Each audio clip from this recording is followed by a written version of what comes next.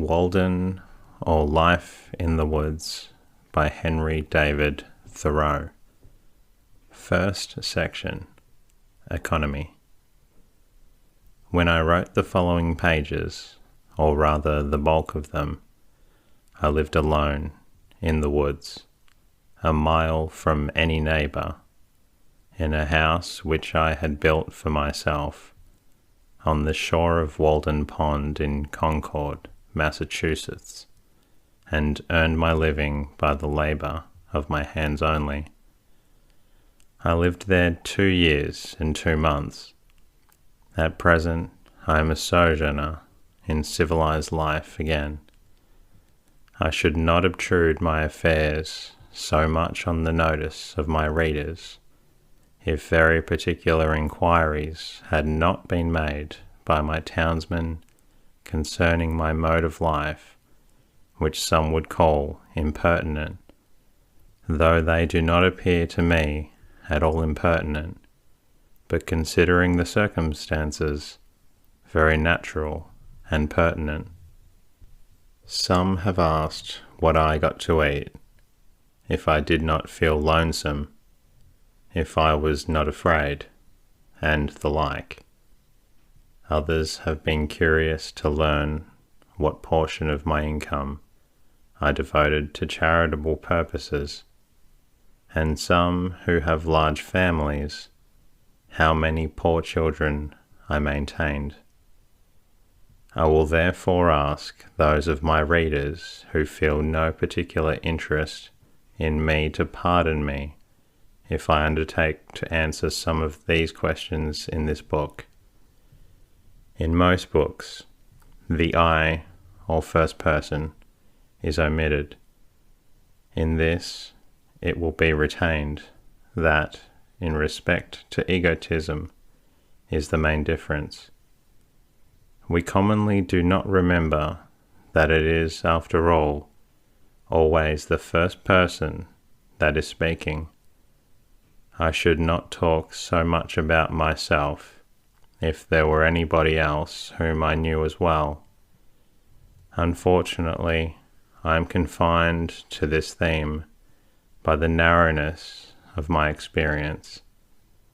Moreover, I, on my side, require of every writer, first or last, a simple and sincere account of his own life, and not merely what he has heard of other men's lives, some such account as he would send to his kindred from a distant land, for if he has lived sincerely, it must have been in a distant land to me.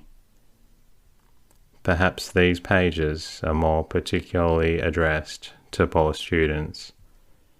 As for the rest of my readers, they will accept such portions as apply to them.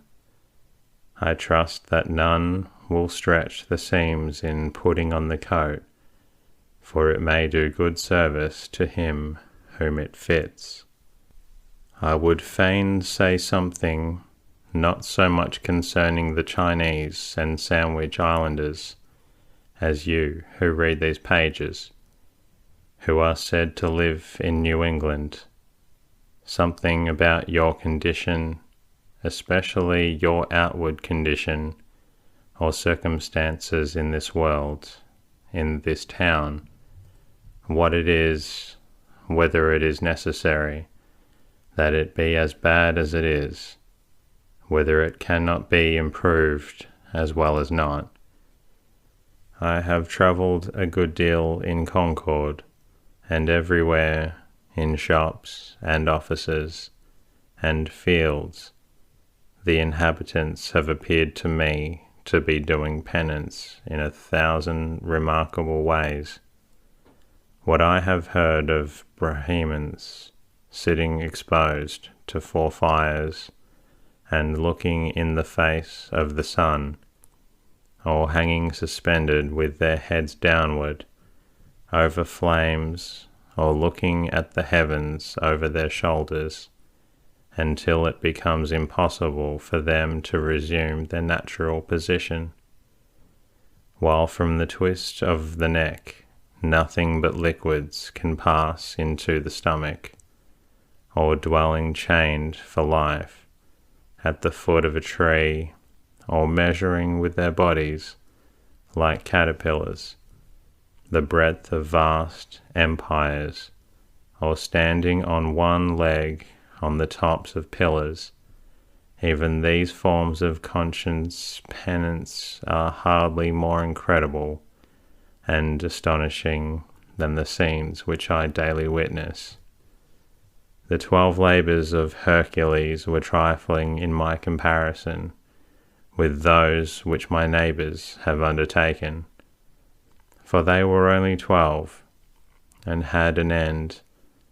But I could never see that these men slew or captured any monster or finished any labour. They have no friend, islers to burn with a hot iron the root of the Hydra's head. But as soon as one head is crushed, two spring up. I see young men, my townsmen, whose misfortune is to have inherited farms, houses, barns, cattle, and farming tools, for these are more easily acquired than got rid of. Better if they had been born in the open pasture and suckled by a wolf, that they might have seen with clearer eyes what fields they were called to labour in. Who made them serfs of the soil? Why should they eat their 60 acres, when man is condemned to eat only his peck of dirt? Why should they begin digging their graves as soon as they are born? They have got to live a man's life, pushing all these things before them, and get on as well as they can. How many a poor immortal soul have I met, well nigh crushed and smothered under its load, creeping down the road of life, pushing before it a barn 75 feet by 40, its Augean stables never cleansed, and 100 acres of land, tillage, mowing, pasture, and woodlot. The portionless who struggle with no such unnecessary inherited encumbrances find it labour enough to subdue and cultivate a few cubic feet of flesh. But men labour under a mistake. The better part of the man is soon ploughed into the soil for compost. By a seeming fate, commonly called necessity, they are employed, as it takes and as it says in the old book, laying up treasures which moth and rust will corrupt, and thieves break through and steal. It is a fool's life, as they will find when they get to the end of it, if not before. It is said that Deucalion and Pyrrha created men by throwing stones over their heads behind them. So much for a blind obedience to a blundering oracle, throwing the stones over their heads behind them, and not seeing where they fell.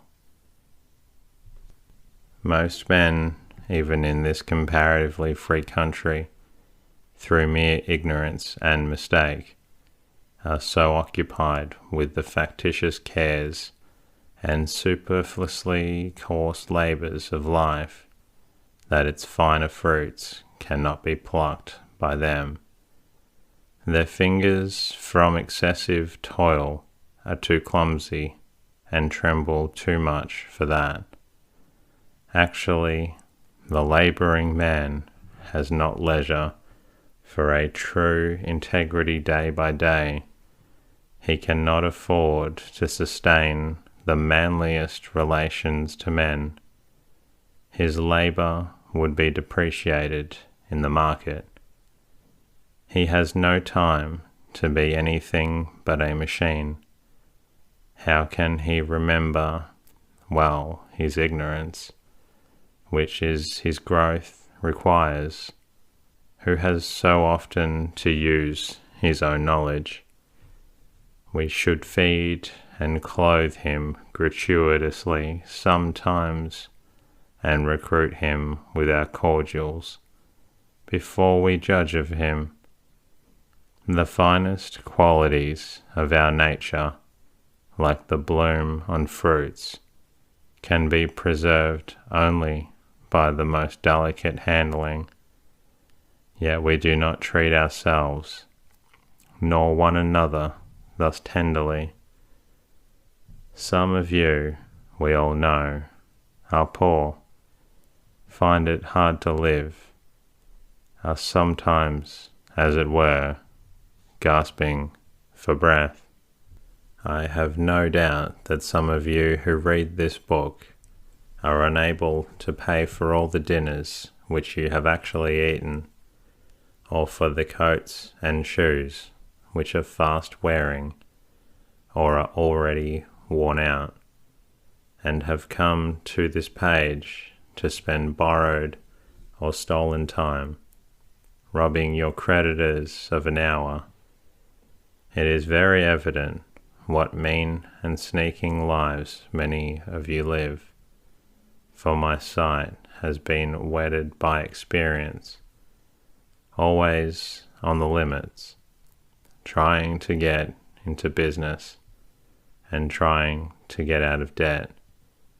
A very ancient slough, called by the Latins 𝐴 another's brass, for some of their coins were made of brass, still living and dying, and buried by this other's brass, always promising to pay, tomorrow, and dying today, insolvent, seeking to curry favour, to get custom by how many modes, only not state prison offences, lying, flattering, voting, contracting yourselves into a nutshell of civility, or dilating into an atmosphere of thin and vaporous generosity, that you may persuade your neighbour to let you make his shoes, or his hat, or his coat, or his carriage, or import his groceries for him, making yourselves sick, that you may lay up something against a sick day, something to be tucked away in an old chest, or in a stocking behind the plastering, or more safely, in the brick bank, no matter where, no matter how much or how little. I sometimes wonder that we can be so frivolous, I may almost say, as to attend to the gross but somewhat foreign form of servitude called slavery. There are so many keen and subtle masters that enslave both North and South. It is hard to have a southern overseer. It is worse to have a northern one, but worst of all when you are a slave driver of yourself. Talk of a divinity in man. Look at the teamster on the highway, wending to market by day or night. Does any divinity stir within him? His highest duty to fodder and water his horses. What is his destiny to him compared with the shipping interests? Not he drive for squire make a stir. How godlike, how immortal is he! See how he cowers and sneaks, how vaguely all the day he fears not being immortal nor divine, but the slave and prisoner of his own opinion of himself, a fame won by his own deeds. Public opinion is a weak tyrant compared with our own private opinion. What a man thinks of himself, that it is which determines, or rather indicates, his fate. Self-emancipation, even in the West Indian provinces of the fancy and imagination, what Wilberforce is there to bring that about? Think also of the ladies of the land, weaving toilet cushions against the last day, not to betray too green an interest in their fates, as if you could kill time without injuring eternity. The mass of men lead lives of quiet desperation. What is called resignation is confirmed desperation. From the desperate city, you go into the desperate country, and you have to console yourself with the bravery of minks and muskrats. A stereotyped but unconscious despair is concealed even under what are called the games and amusements of mankind. There is no play in them, for this comes after the work. But it is a characteristic of wisdom not to do desperate things. When we consider what, to use the words of catechism, is the chief end of man, and what are the true necessaries of life, it appears as if men had been deliberately chosen the common mode of living, because they preferred it to any other. Yet they honestly think there is no choice left, but alert and healthy natures remember that the sun rose clear. It is never too late to give up our prejudices.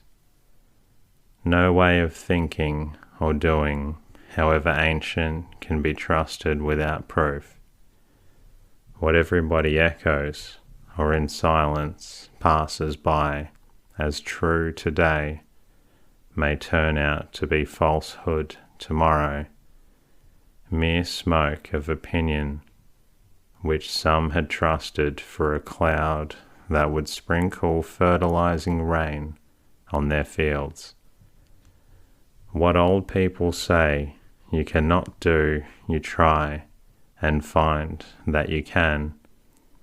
Old deeds for old people, and new deeds for new. Old people did not know enough once, perchance, to fetch fresh fuel to keep the fire a-going. New people put a little dry wood under a pot, and are whirled round the globe with the speed of birds, in a way to kill old people, as the phrase is. Age is no better, hardly so well qualified for an instructor as youth, for it has not profited so much as it has lost. One may almost doubt if the wisest man has learned anything of absolute value by living. Practically the old have no very important advice to give the young. Their own experience has been so partial, and their lives have been such miserable failures, for private reasons as they must believe, and it may be that they have some faith left which belies that experience, and they are only less young than they were. I have lived some 30 years on this planet, and I have yet to hear the first syllable of valuable or even earnest advice from my seniors. They have told me nothing, and probably cannot tell me anything to that purpose. Here is life, an experiment to a great extent untried by me, but it does not avail me that they have tried it. If I have any experience which I think valuable, I am sure to reflect that this is my mentors. What they said was nothing that I didn't know.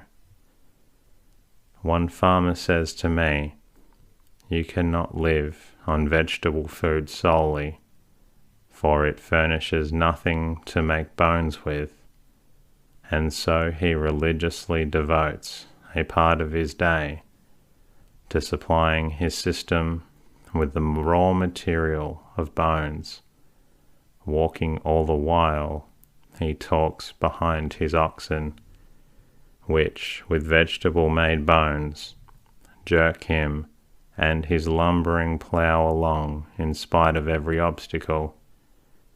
Some things are really necessaries of life in some circles, the most helpless and diseased, which in others are luxuries merely, and in others still are entirely unknown.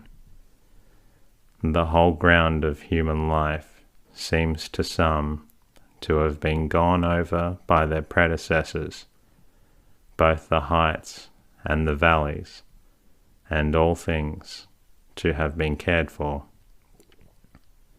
According to Evelyn, the wise Solomon prescribed ordinances for the very distances of trees, and the Roman praetors have decided how often you may go into your neighbour's land to gather the acorns which fall on it without trespass, and what share belongs to that neighbour. Hippocrates has even left directions how we should cut our nails, that is, even with the ends of the fingers, neither shorter nor longer. Undoubtedly, the very tedium and ennui which presume to have exhausted the variety and the joys of life are as old as Adam. But the man's capacities have never been measured, nor are we to judge of what he can do by any precedents so little has been tried. Whatever have been thy failures, Thurdo, be not afflicted, my child, for who shall assign to thee what thou hast left undone? We might try our lives by 1,000 simple tests, as for instance, that the sun which ripens my beans illuminates at once a system of earths like ours. If I had remembered this, it would have prevented some mistakes. This was not the light in which I hoed them. The stars are the apexes of the wonderful triangles. What distant and different beings in the various mansions of the universe are contemplating the same one at the same moment. Nature and human life are as various as our several constitutions. Who shall say what prospect life offers to another? Could a great miracle take place than for us to look through each other's eyes for an instant? We should live in all ages of the world in an hour, in all the world of the ages, history, poetry, mythology. I know of no reading of another's experience so startling and informing as this must be. The greater part of what my neighbours call good, I believe in my soul to be bad, and if I repent of anything, it is very likely to be my good behaviour. What demon possessed me that I believed and behaved so well? You may say the wisest thing you can, old man, you who have lived 70 years, not without honour of a kind. I hear an irresistible voice which invites me away from all of that. One generation abandons the enterprises of another like stranded vessels. And that concludes tonight's readings. I hope you are feeling a little sleepy now. If you are not, please listen to another episode, and I hope you get a good night's rest. I look forward to bringing you another episode very soon. Good night.